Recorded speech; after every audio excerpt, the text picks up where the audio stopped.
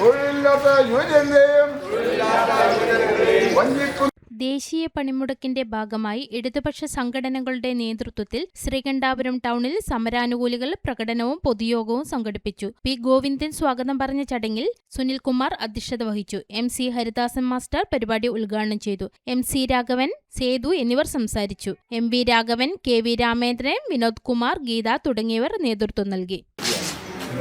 നമ്മുടെ രാജ്യത്തെ ജനങ്ങളുടെ ജീവിതം തകർക്കുന്ന, ജീവനോപാധികൾ കവരുന്ന നരേന്ദ്രമോദി സർക്കാരിൻ്റെ ജനവിരുദ്ധ, കർഷക വിരുദ്ധ, തൊഴിലാളി വിരുദ്ധ നടപടിക്കെതിരായിട്ടാണ് ഈ പോരാട്ടം.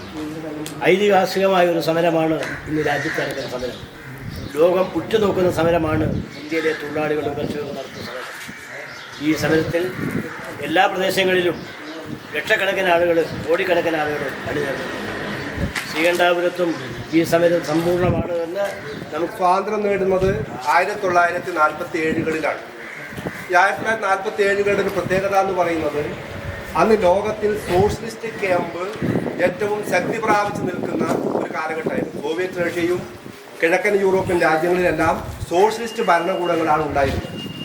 അപ്പോൾ 47-ൽ ഇന്ത്യ സ്വാതന്ത്ര്യം നേടുമ്പോൾ ഇന്ത്യ അന്ന് ലോകത്ത് 2 സാമ്പത്തിക മാതൃകകളാണ് ഉണ്ടായിരുന്നത്. ഒന്ന് അമേരിക്കൻ മോഡൽ മുതലാളിത്തവും സോഷ്യലിസ്റ്റ് റഷ്യയുടെ മാതൃകയിലുള്ള സോഷ്യലിസ്റ്റ് ഭരണക്രമവും. അന്ന് ഇന്ത്യയിലെ പ്രധാനമന്ത്രി നെഹ്റുവിനോട് പത്രക്കാർ ചോദിച്ചു, ഇന്ത്യ സ്വാതന്ത്ര്യം നേടിയാൽ ഇതിലേതു മാർഗം സ്വീകരിക്കും?